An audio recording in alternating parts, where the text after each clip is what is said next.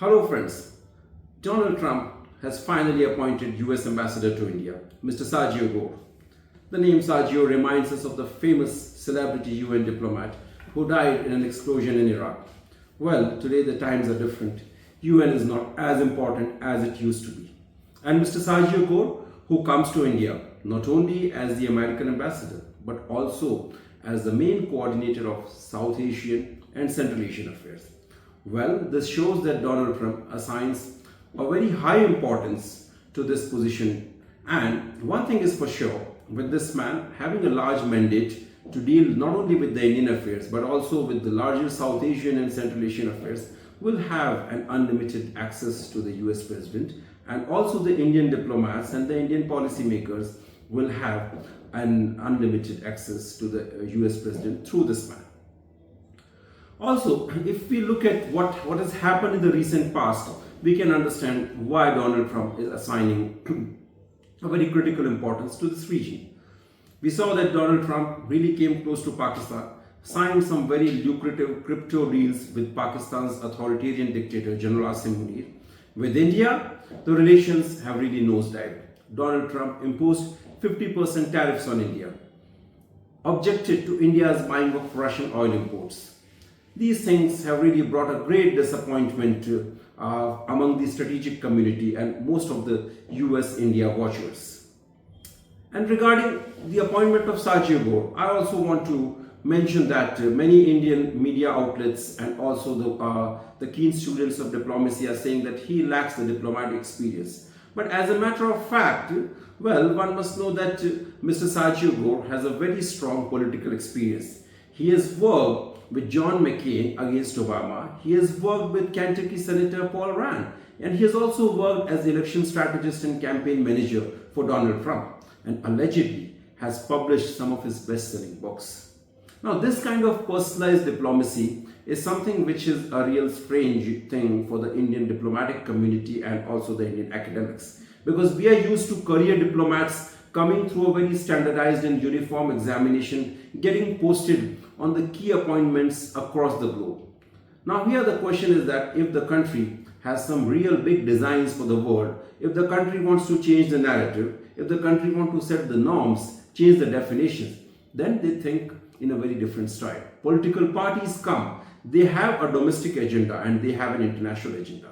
To pursue that international agenda and that action plan, they send people who are close confidants of the political leaders, some of the people who are bright economists, strategic thought leaders, veterans, not necessarily from the career diplomacy. In the past, John Kenneth Galbraith, leading economist, served as a US ambassador to India during the regime of John F. Kennedy, and he supposedly played a critical role in forging India-US ties on a very strong trajectory. This practice is very common in the Western circles, where it is not very uncommon to find people from the academic community, policy circles, and also from the think tank community and post them as ambassadors to various countries.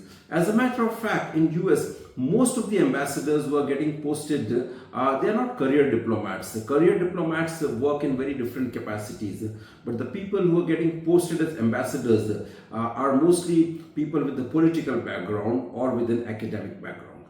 Now coming to the second part of my today's presentation, that's the Nikki Haley's comment.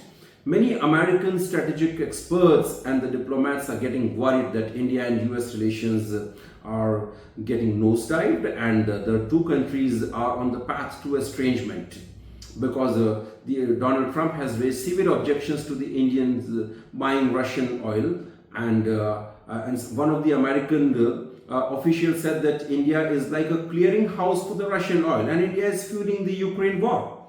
Besides that, Donald Trump has imposed 50% reciprocal tariffs on India. Now this is not being taken very lightly in India, and it has led to a great disappointment in the Indian strategic community, diplomatic circles, and also among the common people.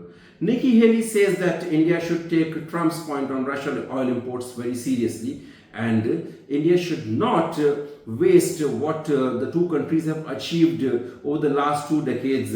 That is a strong relationship based on mutual trust and shared interest. She also says that the US needs a friend in Asia, that's India, to counter China. That's a shared goal of the US and India. Now, as an Indian analyst, as a keen watcher of geopolitics, I ask a very fundamental question. Countering China, is that really a shared goal? It was US which mainstreamed China. It was US which brought China in the WTO. If you remember what Henry Kissinger said when he was on a secret visit to China from Pakistan, he said that he was on a life-changing mission. And ever since, US has played a critical role in mainstreaming China in China's rise as a great manufacturing hub. Even the Biden administration, the Trump administration, have taken a softer approach towards China. They have been regularly engaging China on various domains, economic domain, political domain. In fact, on the issue of tariffs, Trump has not been as hard with China as he has been with India. Perhaps China has pressurized Trump on the issue of critical minerals and magnets. So sometimes it seems that the whole this narrative of US-China rivalry is more like a perception, just to fool the world. Besides that, US has engaged India's adversary Pakistan consistently, and that too in a very systematic manner. During the 1970s and 1980s, Americans helped ISI create mujahideens to counter the Soviets. In the global war on terror, despite knowing that Pakistanis were massively aiding Taliban and all kinds of jihadist elements in Afghanistan and the jihadists working in Kashmir, Americans turned a blind eye to that. They continued giving massive military and civilian aid to Pakistan. Even after the Operation Sindoor, General Asim Munir, the dictatorial and then authoritarian Mullah General, a hardliner Islamist, has come really close to Americans, and it has raised alarm bells in India. So that raises a serious question whether India should really trust America. When we talk about shared goals, mutual trust and mutual interest, are we really serious about that? Is America really serious about that? India certainly is. India has always done its part and taken care of its part very well. But when the Americans say that India should be its counter to China in Asia, why should India do America's bidding? If the West thinks that their problems are global problems, I think they are mistaken. If the US thinks purely in terms of transactional diplomacy and India as some kind of an American proxy in Asia, as a bulwark against China, that's not the right approach to treat sovereign nations. The US has to treat India at par. And India also, as a sovereign nation and as a country which is emerging as a global power, but still needs to find its own way to emerge as a geo-economic giant, should explore other options. If the conflict with China is not required, then why should we get into it? If there are other alternatives and other methods to engage China to de-escalate situation and to find a modus vivendi with this Asian giant, why shouldn't we explore them? All the countries do that. That's in our national interest. And I think the Indian diplomatic community must do that. With that, I leave a question to all of you. Is India doing the right thing by estranging the US and getting closer to Russians and to China? It's a very fundamental diplomatic question. Okay? All the keen students of geopolitics must ask this question. Thank you.